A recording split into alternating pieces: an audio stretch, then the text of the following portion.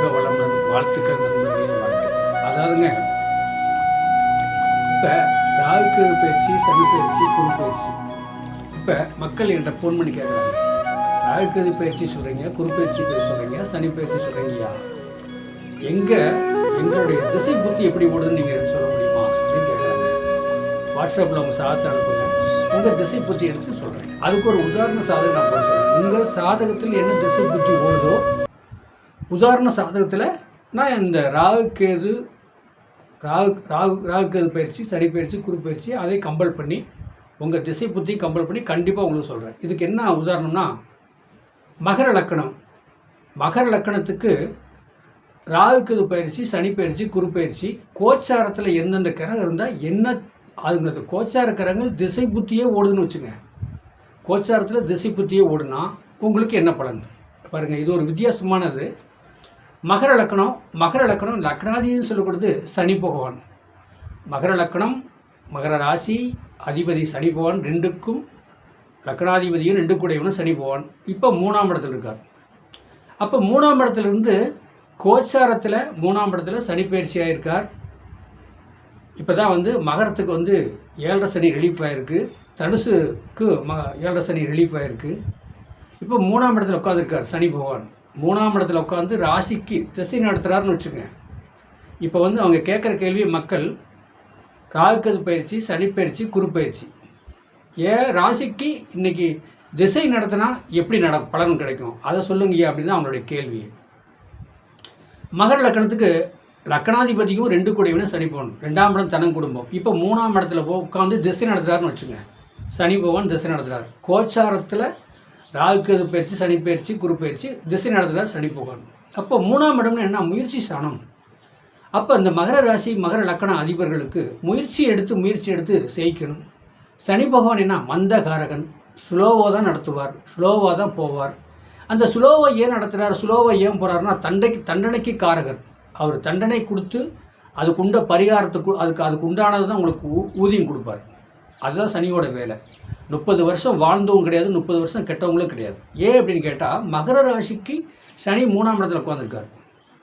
அதாவது மகர ராசிக்கு சனி பயிற்சி 3ஆம் இடத்துல போய் சனி பயிற்சியாகி உட்காந்துருக்கும் போது அவர் அந்த மாதிரி ஒரு அமைப்பை தான் கொடுப்பார். நார்மலாக தண்டனையும் கொடுப்பார், அந்த சொந்த வீடுன்னு பார்க்க மாட்டார், அவருக்கு உண்டானதை பண்ணி கொடுப்பார். ஆனால் மந்தகாரகன் அவர் அப்படி தான் இருப்பார்.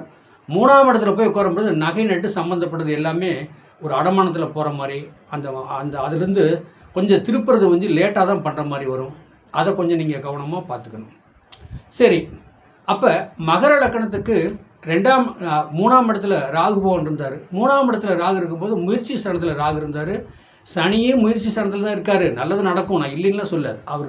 அவர் என்ன தண்டனை கொடுத்து அப்புறம் ரிலீவ் பண்ணி கொடுப்பார். ராகு 3ஆம் இடத்துல இருக்கும்போது அந்த முயற்சி ஸ்தானமெல்லாம் வெற்றி அடைஞ்சது. இப்போ சனி போயிட்டார், என்ன பண்ணுறதுனே புரியலிங்கயா அப்படின்னு அவங்களுடைய கேள்வி. இப்போ 2ஆம் இடத்துல ராகு வந்துட்டார். 2ஆம் இடத்துல ராகு பகவான் என்ன செய்கிறாருன்னா, தனம் குடும்ப வாக்கு வருமானத்தில் ஹெவியாக கொடுக்குற மாதிரி கொடுத்து குடும்பத்தில் ஒரு குழப்பத்தை உண்டு பண்ண போகிறார் அவர் ராகு பகவான். 8ஆம் இடத்துல ராகு இருக்கார், 8ஆம் இடத்துல கேது பகவான் இருக்கார். என்னங்க, மகரத்துக்கு 8ஆம் இடத்துல கேது வந்திருக்கார். 2ஆம் இடத்துல ராகு வந்தால் 8ஆம் இடத்துல கேது பகவான் வருவார், சிம்மத்தில் இருக்கார். ஆமாம், மகரத்துக்கு 8ஆம் இடத்துல சிம்மத்தில் கேது போனது. கேதுன்னு என்ன சொல்கிறதுங்க, ஞானகாரகன், தெய்வ அனுக்கிரகம் உள்ளது, தெய்வ நம்பிக்கை உள்ளது. அப்போ 8ஆம் இடம் சொல்லக்கூடாது, ஆயுள் பயத்தை கொடுத்து அவருக்கு நம்ம இறந்துருவோமோ, ஏதோ நடந்துருமோ அப்படிங்கிற மாதிரி எண்ணத்தை அதை கொடுத்துருப்பார். இப்போ ராகு திசை நடந்தாலே 2ஆம் இடத்துல இருந்தால் அந்த மாதிரி குடும்பம் பிரச்சனை சிக்கல் கொடுக்கும். அதே கேது திசை ஓடுதுன்னு வச்சுக்கோங்க, 8ஆம் இடத்துலேருந்து ஓடினா ஆயுள் பயத்தை கொடுக்கும். இப்போ நம்ம கோச்சாரத்தில் ராகு கேது பயிற்சி, சனி பயிற்சி, குரு பயிற்சி, இது திசையாகவே ஓடுனா என்ன பலன், திசையை நடந்தால் என்ன பலன், இதுதான் கேள்வி. 8ஆம் இடத்துல இருக்கிற கேது திசை ஓடுதுன்னு வச்சுக்கோங்க. அப்போ என்னங்கிறது, ஆயுள் சம்மந்தப்படுது, சின்னம்மா பெரியம்மா வகையில் ஏதோ ஒரு இறப்பு நேர்க்கிறது, இந்த மாதிரி ஒரு அமைப்பை கொடுத்துட்டு போயிடுவார். பாருங்கள், சனி பயிற்சி சொல்லியாச்சுங்களா, ராகு பயிற்சி சொல்லியாச்சுங்களா. இதே குரு பயிற்சி.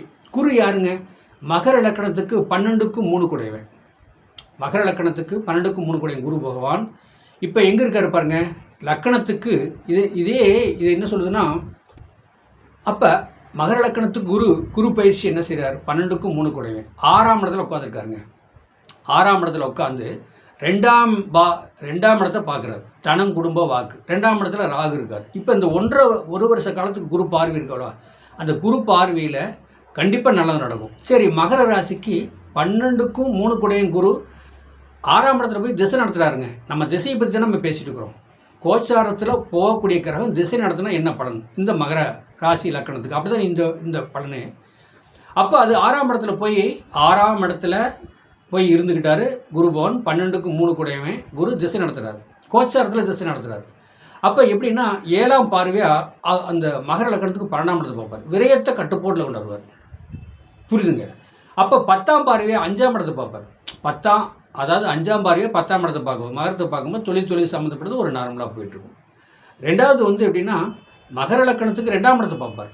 9ஆம் பார்வையாக 2ஆம் இடத்தை பார்க்கும்போது தன குடும்பம் வரும், ஒரு கட்டுப்பாட்டில் அடங்கும். இப்போ ராகு கேது பயிற்சி, சனி பயிற்சி, குரு பயிற்சி, ஆனால் அது கோச்சாரத்தில் போகும்போது திசை நடத்தினா என்ன பலனுங்கிறத இந்த கான்செப்டே. உங்கள் வாடிக்கையாளர் அனைவருக்கும் நன்றி, வணக்கம். உங்கள் சாதத்தை வாட்ஸ்அப்பில் அனுப்புங்க, உங்களுக்கு தெளிவான பலன் சொல்கிறேன். கோச்சாரத்தில் போகக்கூடிய ராகு கேது, சனி பயிற்சி, குரு பயிற்சி, திசையே ஓட்டுனா என்ன நடக்கும்? இந்த பலனே அப்படி தான். இந்த திசையே ஓடுது, நீங்கள் லக்கணமே வச்சுக்கலாம், ராசியே வச்சுக்கலாம், திசை ஓடுனா என்ன பலன் அப்படிங்கிற ஒரு கருத்தை தான் நம்ம வைக்கிறோம். அதை வச்சு மக்களுக்கு போய் சேரும் மாதிரி, மக்களுக்கு ஒரு நல்லது நடக்கிற மாதிரி தான் இந்த கான்செப்ட்டு. நன்றி, வணக்கம். என்னுடைய ஃபோன் நம்பர் 95 14 77 10 74. வாழ்க வளமுடன், வாழ்த்துக்கள்.